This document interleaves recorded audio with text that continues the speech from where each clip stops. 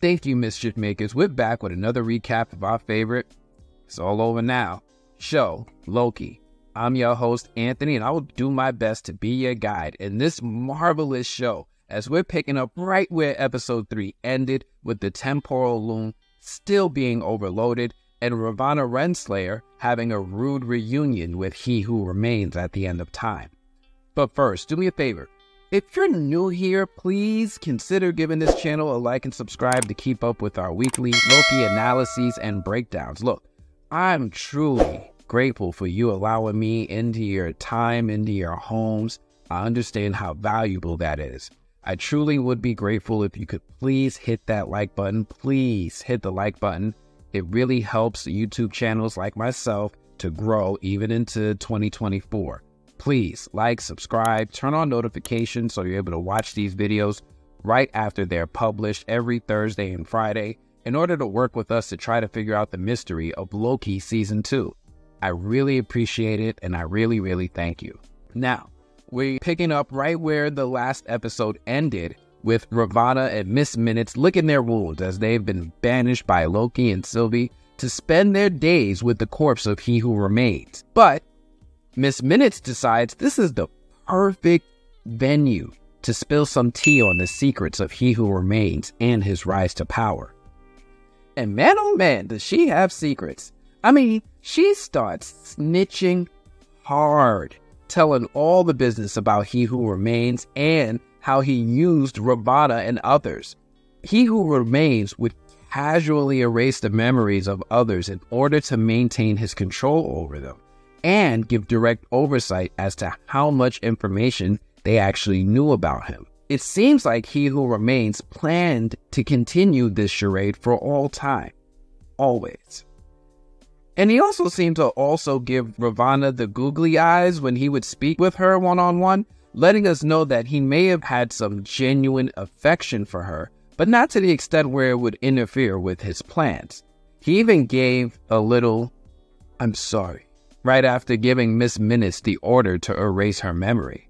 Revonna is upset when she finds out the truth. Like, this is on some, "I broke the windows out your car" kind of mad, right? Like, I feel for Victor Timely because he's inheriting a whole lot of baggage from He Who Remains. We then switch back inside the TVA with that now familiar statue in the TVA war room with the Kings all on the wall and Victor arriving here in utter awe of the place. That, up to this point, was a place that only lived in his imagination. Victor walks around and he gets his bearings on the place until he eventually comes across a mural of the Timekeepers and the multiversal war of the Kings, and he marvels at them. Until he's spotted by Hunter B-15, Loki, and Mobius, who try their best to recruit Victor to their cause to save the multiverse. Victor is on the fence about whether or not he should trust these folks, at least until he notices the power surges and realizes that they might be a little truthful about this temporal loom and its condition. We then switch to Hunter B-15 and one of the judges having a chat on what to do with General Dox. Now, they've arrested General Dox, but General Dox was acting under the pretense of doing what she thought was right. The judge wants to recruit her to the cause and see if she'll get in line with this new TVA initiative. And Hunter B-15 doesn't think it's worth the time and effort. Truth be told, I feel like all things considered, they're just going to need all the help that they can get. Real quick, I can't help but think about how in Loki Season 1, there was a straight up creature that roamed around and would eat timelines. Like, eat all of them. I'm talking about Goliath and how that thing was tamed by He Who Remains and weaponized against the Time Variance. Now that they've ended the threat of He Who Remains, I can't help but wonder, who's keeping that thing on its leash?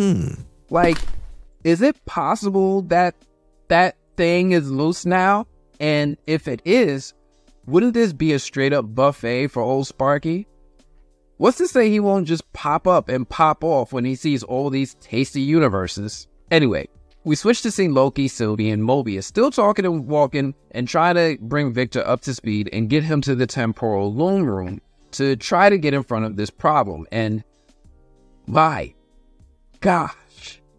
The moment when OB and Victor Timely meet, this is like one of the greatest pairings of TV history. This is like Scooby and Shaggy. Like, this whole scene with these two is straight up adorable. Seeing them geek out to each other's work on the TVA guidebook is a thing of wonder. But it also makes me wonder. Something interesting in this moment is that OB confirms for us that OB learned everything he knows that he put into the TVA guidebook. It's actually based on the notes and work of Victor Timely. And Victor confirms that he created his notes based on the TVA book that he read by OB, which is a frigging paradox. Which one came first, the chicken or the egg? This paradox is even more confusing when you remember that this Victor Timely is actually from a branched timeline, which was proven last episode. But it makes some sense when you consider that He Who Remains' plan was for Revonna to help make a new He Who Remains, and he chooses Victor Timely as the person to take on the mantle. Which makes me wonder if He Who Remains himself was a Victor Timely variant, or if he just capitalized on the intelligence of a Victor Timely variant and founded the TVA. Either way, it's clear that Victor is instrumental in the foundation of the organization, whether directly or indirectly. But I still can't help but wonder if He Who Remains is a Victor Timely from the sacred timeline. Or not.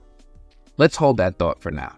Everyone in the scene also wonders about the paradox for a while, but Sylvie gets them back on track because the multiverse is in trouble, and they need to get to work, with OB walking us through his plan using a 3D model that he crudely created.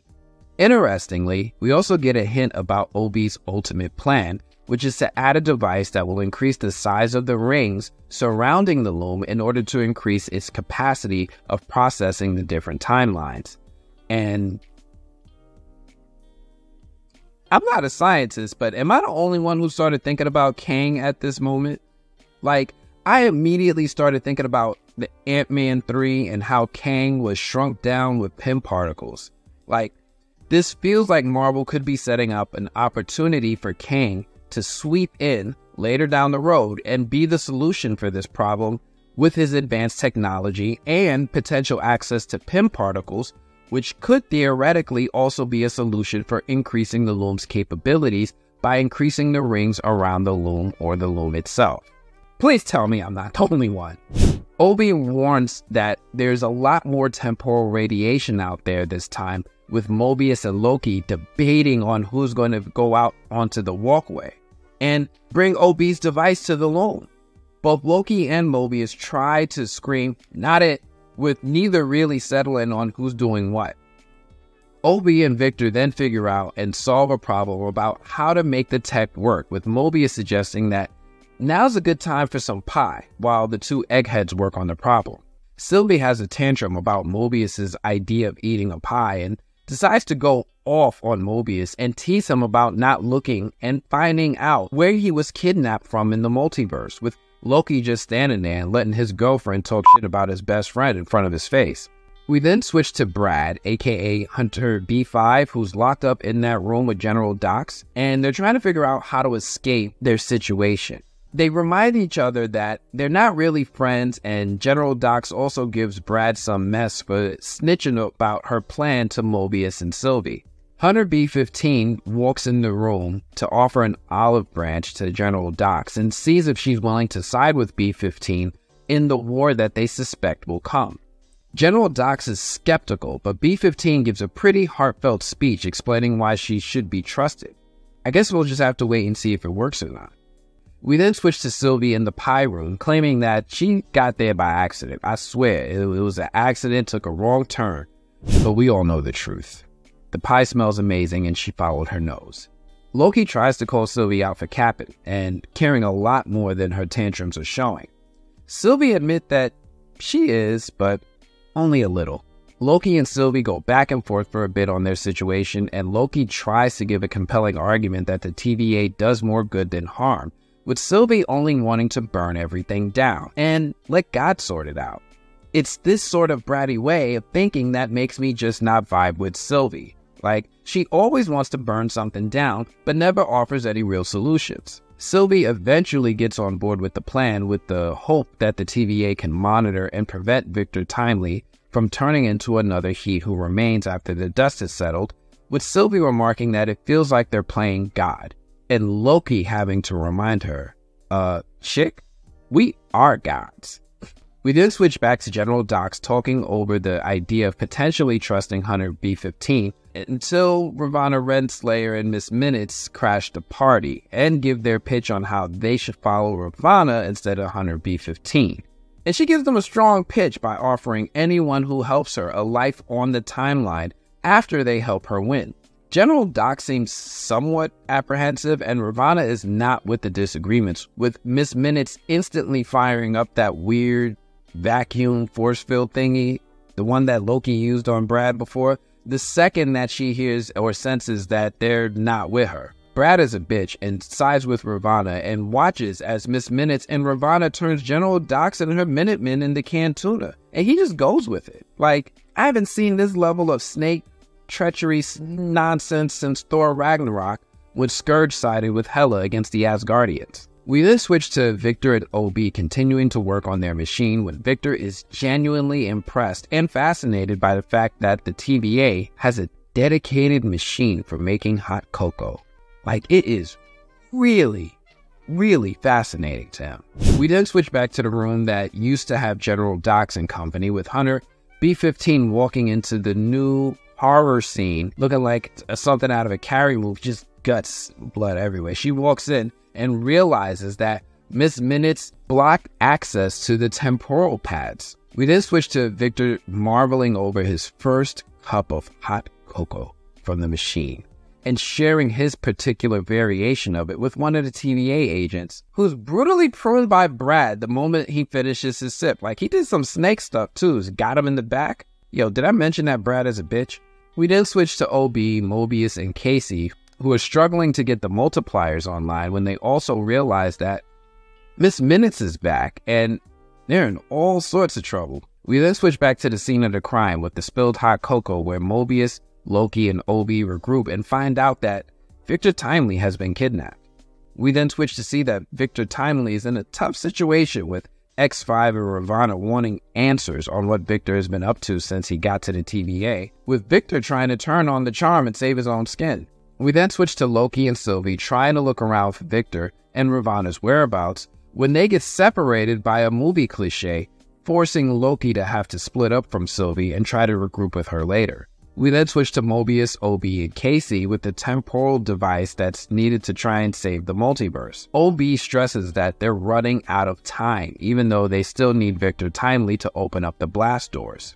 We then switch to Loki, who is trying to go the long way to regroup with Sylvie and find the location of Victor Timely, when things just start looking a little familiar. We then switch to Sylvie, who is trapped in an elevator but decides to solve her problem the old school way, and uses a little elbow grease to regain control of the elevator. We switch back and forth between Loki and Sylvie for a bit when, yup, this is looking very familiar. We're now at this point in time where there's now two Lokis, and we finally come full circle to that moment in the first episode where Loki traveled forward in time and saw Sylvie climbing out of the elevator to reunite with him. And yeah, time paradox. Like, how? Sylvie witnesses Loki pruning himself from the timeline, and after he does that, he finally pays attention to that ringing phone off to the side, and he decides to answer it. Once he picks up, we hear the voice of OB, who is wondering what's taking so long, with Loki sharing that Miss Minutes is a whole problem and is working against them every step of the way. OB says that he can reboot Miss Minutes and turn off the dampeners that prevent Lokis from using their magic in the TVA, and duh, like, why didn't they do that in the first place? Like, this is something you could turn... What? We then switch to Miss Minutes, Revonna, and Victor wrapping up whatever they have Victor doing with the device when we see Miss Minutes starting to be rebooted in mid-speech. It also seems like Miss Minutes has something important to tell Victor, but before she can get it out, she just glitches for a bit and then says in her most creepy voice that you'll never be him. Before we see Miss Minutes revert to what essentially looks like line art for an earlier version of herself before vanishing. Brad is a little freaked out when the power goes out completely, but Revonna still sends him to investigate. And this is where we get a little bit more horror and suspense for X5, because it's at this moment that we hear Tom Hiddleston's sultry voice ominously warn if he'd fancy a rematch, before Sylvie sneaks up and enchants Brad before he sneaks up on Revonna and prunes her from the timeline. Oh snap, Revonna got pruned again. We then switch to Victor getting rushed down to OB to stick his head in the temporal scanner and finally lifting the safeguards for the blast doors so they have another shot at saving the multiverse. Loki volunteers to put on the suit and go out into danger to try to save the multiverse, with Victor volunteering to go instead since he knows how the technology works. Obi says there's no time to argue and urges Victor to hurry the heck up and just do it. Victor does his best Ghostbusters impression, puts on the suit, runs out the door like Louis Tully in Ghostbusters 2, and he's immediately turned into spaghetti, Scarlet Witch style. Like, yo, my guy, Victor, yo, he's gone. He is gone. And the multiversal loom is overloaded with a huge wave erupting from the machine and expanding out until it swallows everyone and everything, and credits? And oh snap, what the heck just happened? Yo, Victor Timely is gone. He's gone. Like, he was their only hope and he's gone. And Revonna's got pruned. But to where? Is she in the place where all the Lokis were with Goliath? Is that where she went, in that other universal pocket? And what's with all the time paradoxes? Like, time is super fluid now and they can even travel backward and forward in time within the TVA. And what happens to the multiverse now?